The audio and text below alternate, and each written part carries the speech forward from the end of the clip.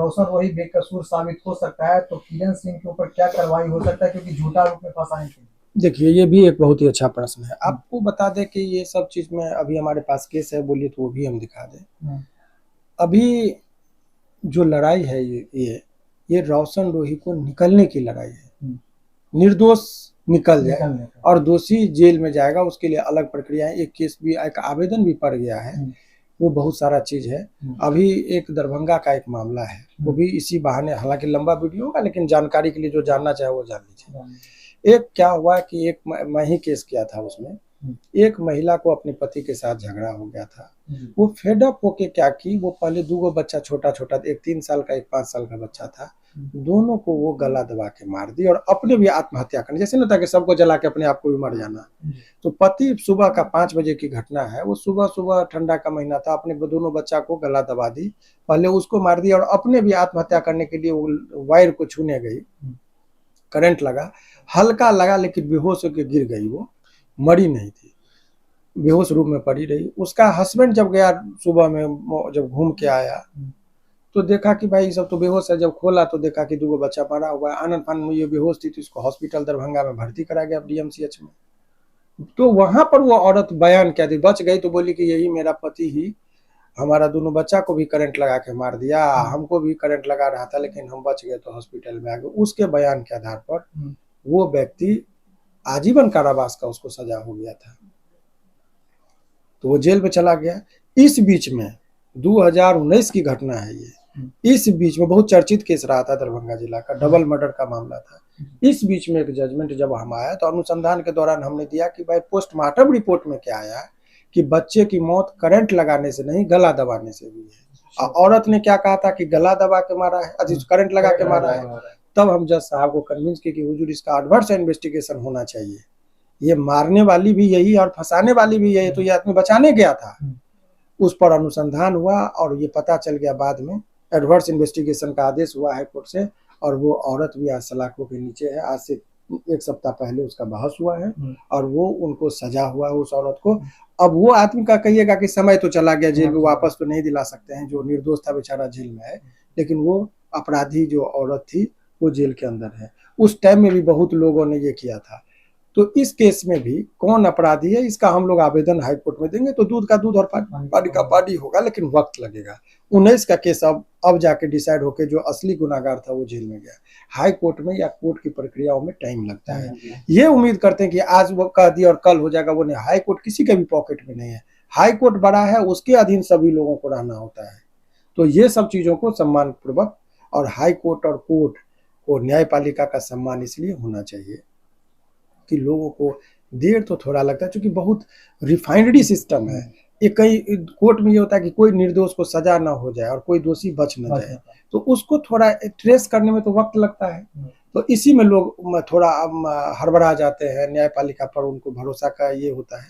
लेकिन देर से ही सही लोगों को न्याय मिलती है, कि इसका धैर्य रखना चाहिए। इसी तरीके से रोशन रोही से संबंधित जो भी आपके प्रश्न थे, वो मुझे लगता है कि सारी चीज क्लियर हो गए आप लोगों को। सर, रोशन रोही के फैंस लोग सर कहीं न कहीं आपसे अब खुश है कि अंतिम चरण में सर आपने कहीं न कहीं दिल जीतने का काम किया है, क्या कुछ कहेंगे? देखिए, अभी मैं हम ये नहीं कह सकते। देखिए, 1-2 बात है, इतना दिन वो जेल में नहीं रहता। मैं पहले भी कहा था और अभी भी मैं कह रहा हूँ, डंके की चोट पे कह रहा हूँ कि 4 महीना जो ये जेल में रहे, वो 4 महीना केस वहां पर फाइल ही नहीं हुआ था। उनके पिताजी को क्योंकि व्याकुल है कानूनी तौर पर, जब फंस जाता है तो पता नहीं, कभी उसके सजेशन पर, कभी उसके सजेशन पर, कभी उनके मैनेजर हैं बिट्टू जी, परेशान रहे, लेकिन वो समाधान की ओर बहुत दूर नहीं जा पाए। वो सोचे कि हम कहीं चले जाएंगे, हम ही को न बदनाम कर दे। तो बिट्टू जी को भी बहुत ज़्यादा मैंने इसमें जलील होना पड़ा है। कभी वो उसके नाम लेकर गाली दिया गया, कभी कुछ, तो वो भी बेचारा क्या करते। इस केस में थोड़ा सा उनके पिताजी लोग जो है, मैंने केस फाइल करने में लोअर कोर्ट में बहुत वक्त लगा दिए थे, कि उनको कोई किसी ने आश्वासन दिया था कि कस्टडी पुर जाएगा तो बिल हो जाएगा, तो ये सब चीज़ का नहीं था। वो चूंकि न्यायालय में आपको आना चाहिए था समय पर, तो इस सब वजह से भी टाइम लगा। प्रक्रिया में कोई लेट नहीं लगा। हाँ, ये जो 2 महीने का, चूंकि कोर्ट ने कहा था ये प्रोसीजरल लेट है, चूंकि ये कोर्ट ने आदेश दिया तो 2 महीना की, यदि वो 2 महीना 1 महीना पहले भी आ गए रहते, जिस दिन गिरफ्तार हुआ उसी दिन यदि आ गए रहते, तो भी यही 2 महीना की बात होती, तो 2 महीना में वो बाहर होते। तो ये जो 6 महीने जेल में रह गए, इसके पीछे वही कारण थे। अच्छा, विक्टिम किरण सिंह को सोशल मीडिया पे इस तरह का बयान देने के बाद क्या केस में कुछ बदलाव हुआ है रोशन रोय का? नहीं, देखिए सोशल मीडिया के बयान से केस पर कोई फर्क नहीं पड़ता है, और किसी व्यक्ति का नाम पर टीका टिप्पणी नहीं करना चाहिए। हम केस में उसको बचाने की विधि बताए, हमने लोगों को बताया कि कैसे कैसे इसमें बहस किया जाता है। किसी भी, आप खुद सोचिए ना, किसी के साथ जबरदस्ती यदि दुष्कर्म होगा तो लड़की विरोध करेगी तो लड़का जबरदस्ती करेगा तो शरीर में नाखून का निशान, निचोड़ ये होगा, दवा कहीं उठा पटक होगा तो शरीर में चोट रहेगा। तो इसीलिए तुरंत किसी भी रेप पीड़िता के साथ यदि रेप होता है तो तुरंत में उसका पहले मेडिकल में जांच होता है कि शरीर में कहीं कोई जख्म का निशान पाया कि नहीं, कहीं कोई स्पर्म पाया गया कि नहीं, कपड़ा फटा हुआ है कि नहीं, कुछ ना कुछ तो देखेगा कोर्ट। तो ऐसा मेडिकल इसीलिए तुरंत कराया था, ऐसा कोई रिपोर्ट नहीं था, कहीं चोट के निशान नहीं, कहीं जख्म नहीं, कह दी नाबालिग। तो भाई आप नाबालिग कह देंगे, उससे तो नाबालिग नहीं हो जाएगा। अगर कोई आदमी कह दे, अभी उदाहरण एक समझिए कि कोई आदमी कह रहा है कि मैं यदि कह दूं कि मैं शिवनंदन भारती, उम्र 12 साल, तो मान लीजिएगा कि आप देखिएगा अभी 12 साल के हम हैं कि नहीं, कह देने से तो नहीं होगा। तो इस केस में वो कह दी कि मैं इतना, मेरा उम्र इतना, उससे नहीं होगा। उसके लिए आप दिखाइए आपका मेडिकल क्या कहता है। हम 12 साल का सर्टिफिकेट भी कहीं से बना के लेके आ गए। लेकिन विक्टिम किरण सिंह के वकील साहब का कहना था कि मेडिकल जांच हुआ है, उसमें जो है 17 साल उम्र पाया गया किरण सिंह। देखिए बहुत अच्छी बात है, अगर ये बात किसी ने कहा है तो ये चीज आप लोगों का, यहाँ से आप लोगों का दायित्व होता है। हमने ऑर्डर दिखाया मेडिकल का, वो हम पढ़ के सुना देते हैं, ये अंग्रेजी में है।